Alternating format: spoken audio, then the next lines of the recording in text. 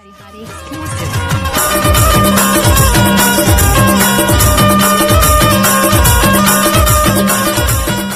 दरबार साहिबजादा के चरणों में मैं सशक्त नमन करता हूँ। प्रकृति शक्ति बड़ा बहन को नमन करते हुए गोंडवाना युवा सम्मेलन में उपस्थित राष्ट्रीय अध्यक्ष और उनकी पूरी राष्ट्रीय कार्यकारिणी, प्रदेश अध्यक्ष और उनकी पूरी प्रदेश कार्यकारिणी और मध्य प्रदेश के तमाम जिलों से आए जिलाध्यक्ष और उनकी पूरी कार्यकारिणी और मंच पे विराजमान परम सम्माननीय बड़े भैया प्रीतम सिंह उइके जी, प्रदेश प्रचार मंत्री गोंडवाना गणतंत्र पार्टी जिलाध्यक्ष परम सम्माननीय बड़े भैया ज्ञा प्रसाद उइके जी और उनकी पूरी टीम, दादा रावेन साहब भलावी जी, युवा तुर्क नेता और रावेन साहब उइके जी सम्मानीय मंच और हमारे सामने बैठे सभी युवा तुर्क मेरे सगा समाज के पितृ शक्ति, युवा शक्ति और समस्त यहाँ उपस्थित सभी लोगों के चरणों में मैं अपना सेवा जोहार करता हूँ। सम्मानित मित्रों,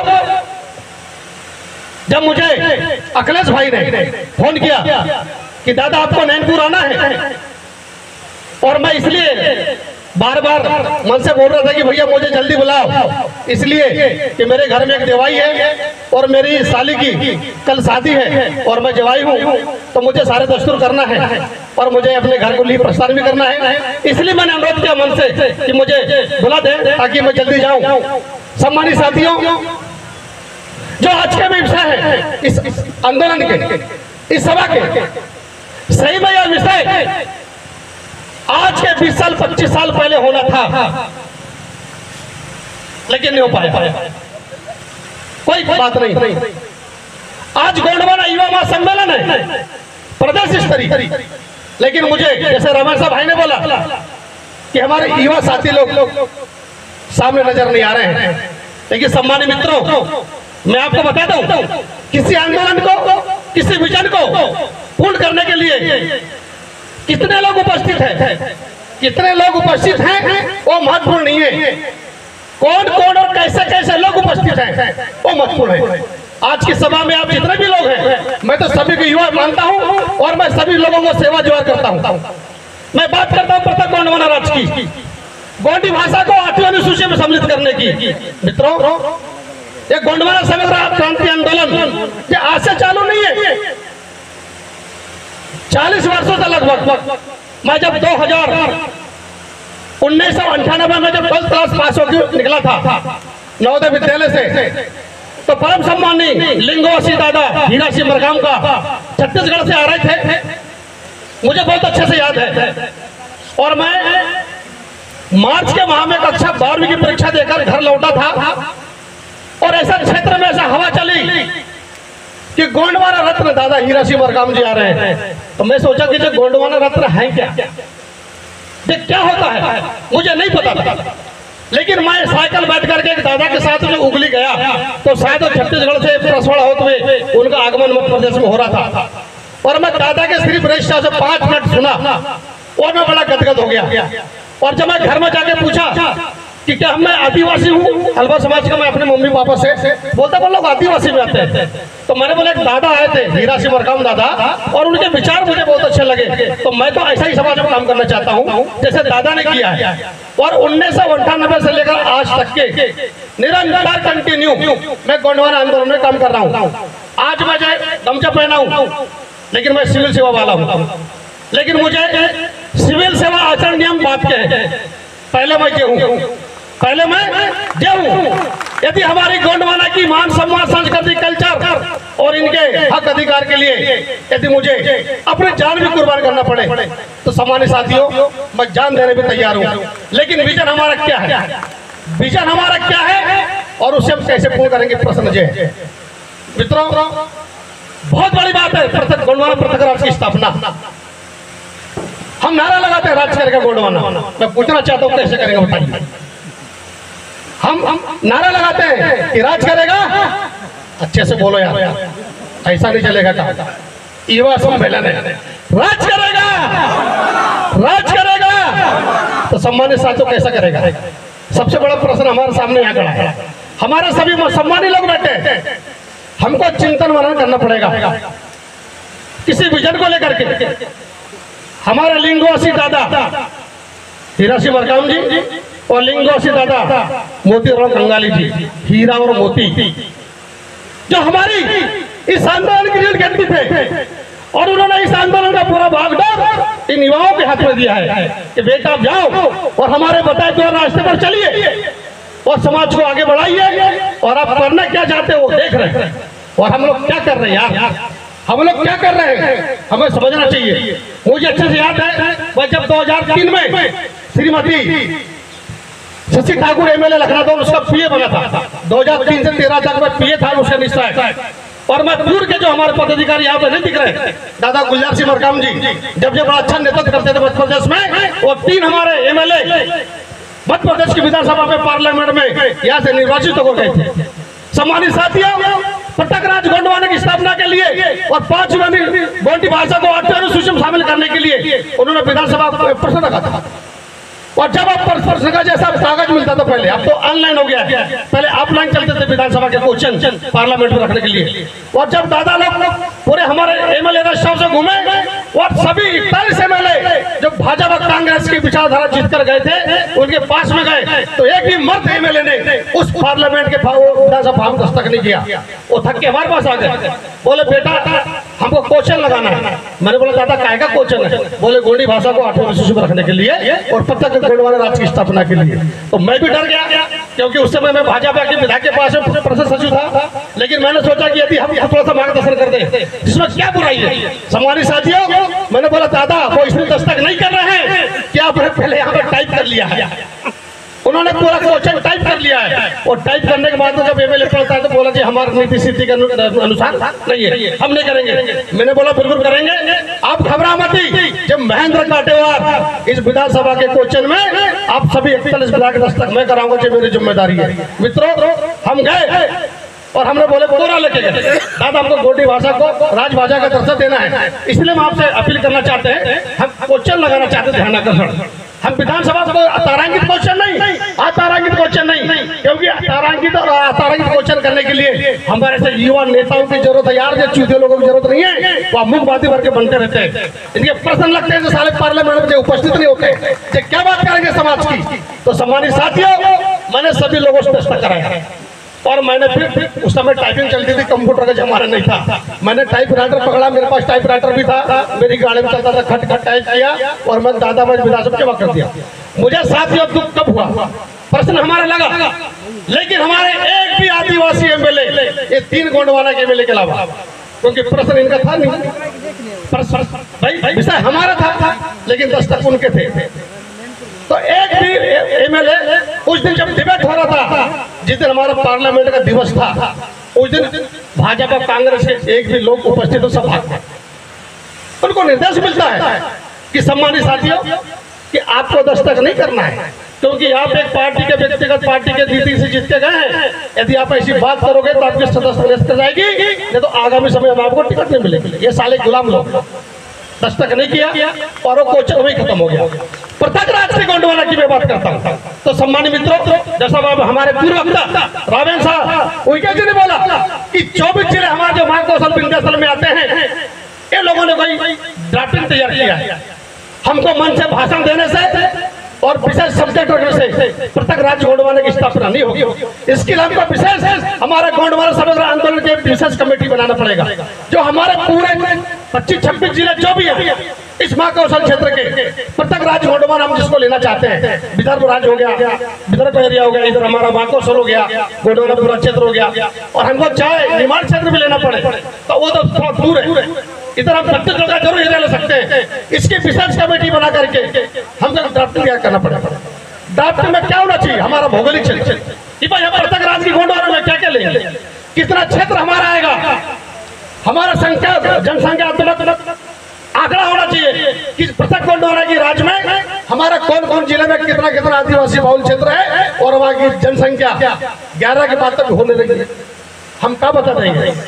तबाह होना चाहिए। हमारा कल्चर, हमारा संस्कृति, हमारा नेक्स्ट पुराना चीज ट्रैवल का और टोटल सर्व आदिवासी समाज का जो हमारा छत्तीसगढ़ मध्य प्रदेश में जो निवास करता है, जितना भी जनजाति के लोग हैं, इन सभी लोगों का पूरा एक एक चीज पॉइंट टू पॉइंट आना चाहिए।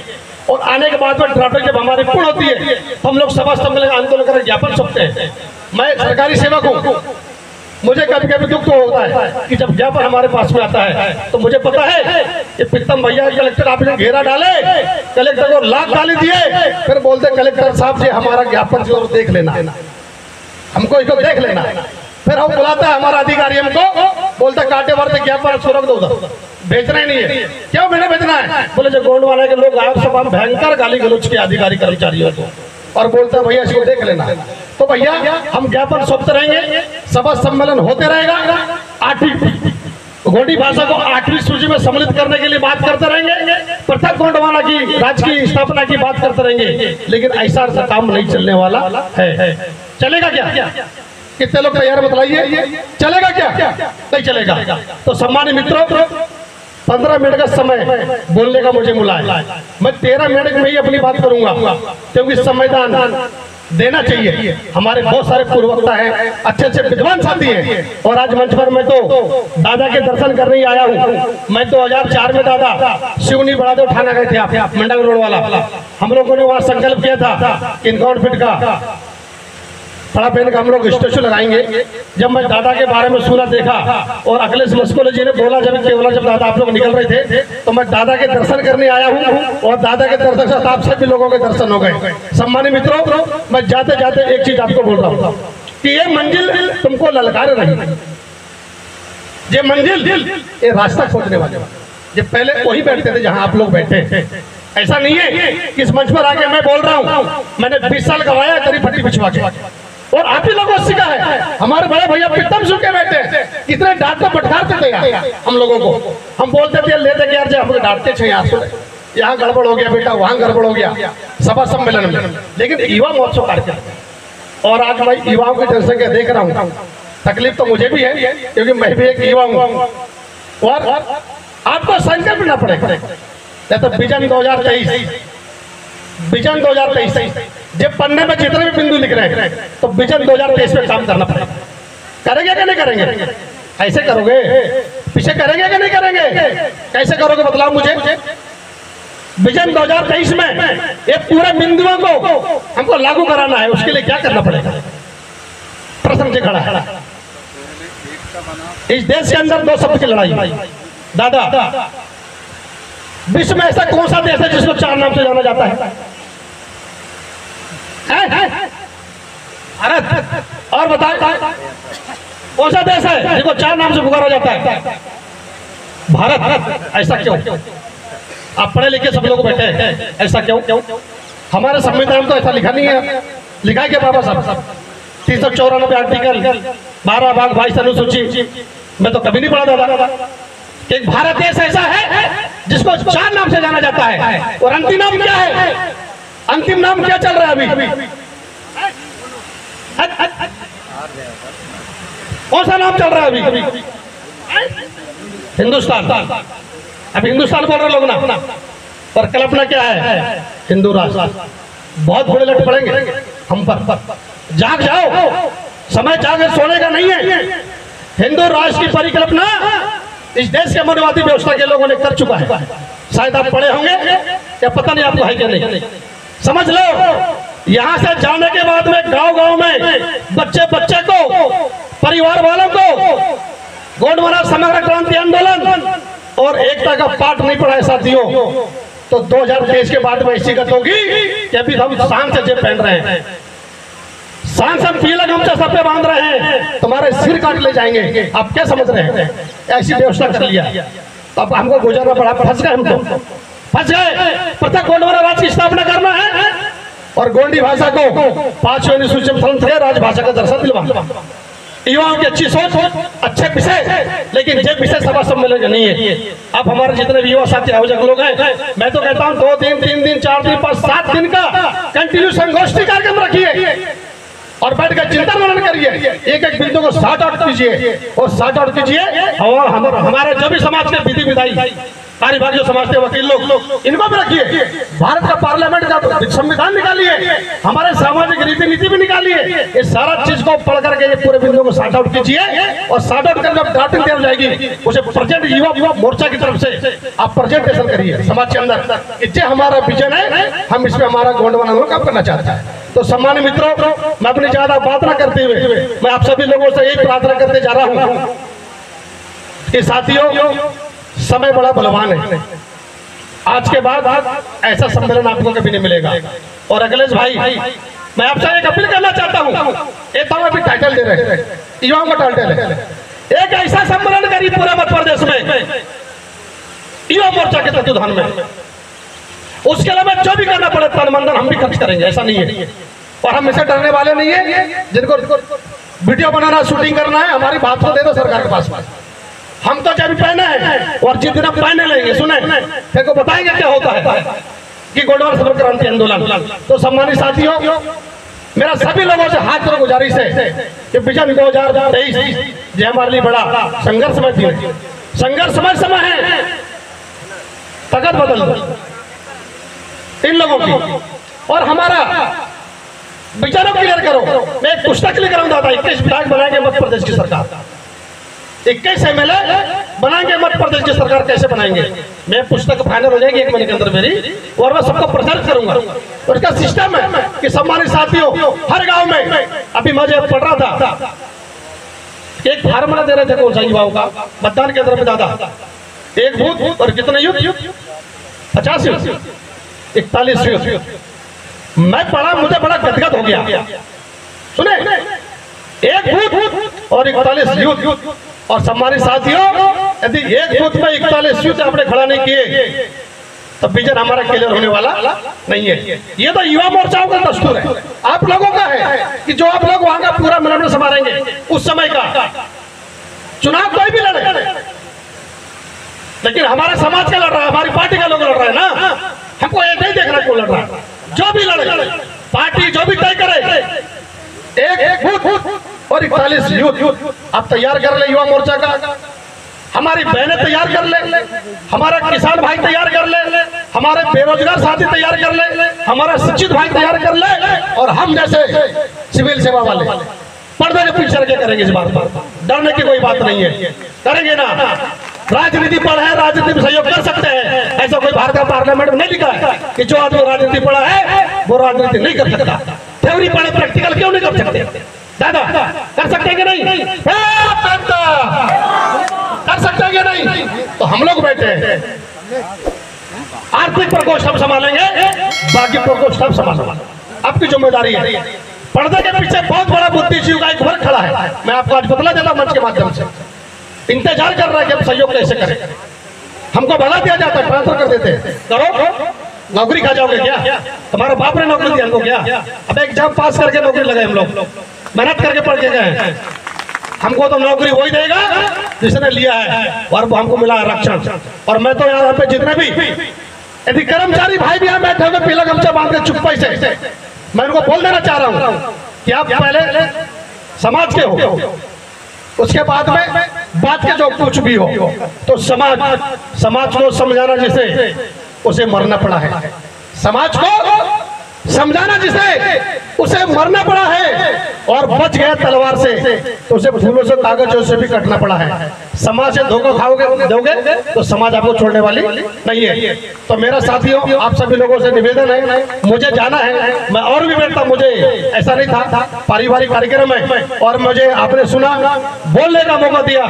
अखिलेश भाई, एक यात्रा पूरे मध्य प्रदेश में अभी तय करिए, मतदान के दिल्ली तक के ऐसे दे देंगे।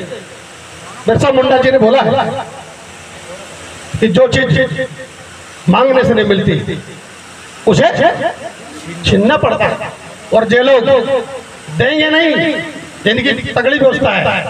और ऐसा नहीं है, भारत में के मध्य प्रदेश राज्य में आदिवासी की जनसंख्या सबसे अधिक है, और हम लोगों ने यार विजन 2023 में राजनीतिक स्तर पर हमारा सामाजिक प्रतिनिधित्व नहीं भेजा, तो इस धरती पर, इस गोंडवाना लैंड पर जीने का हमारा तुम्हारा अधिकार नहीं है।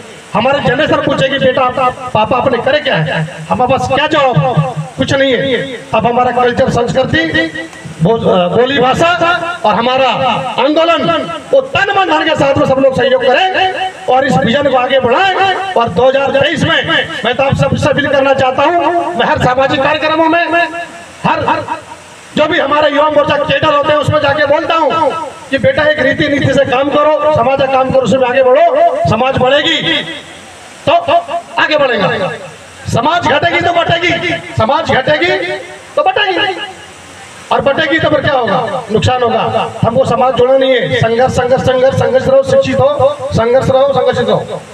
बाबा साहब का नारा है, हमको समाज को एकता के सूत्र में बांधना है। हमारे जितने भी प्रबुद्ध जन बुद्धिजीवी वर्ग यहाँ पर बैठा है, वो आपका बारी बारी से एक बिंदु पर चर्चा करेगा, उनके विचारों को गाँव में फैलाना है और इस विचार को क्लियर करना है। इन्हीं भाषा बोले के साथ में मैं अपनी बाणी को विराम करता हूँ। मेरे साथ में एक बार नारा लगा देंगे, मैं बोलूंगा बच्चे बच्चे को सिखाना है, आप बोलना आदिवासी को बचाना है। बच्चा बच्चा को सिखाना है, बच्चा बच्चे को सिखाना है, राज करेगा, राज करेगा। जय सेवा, जय बड़ा दो, जय आदिवासी। धन्यवाद।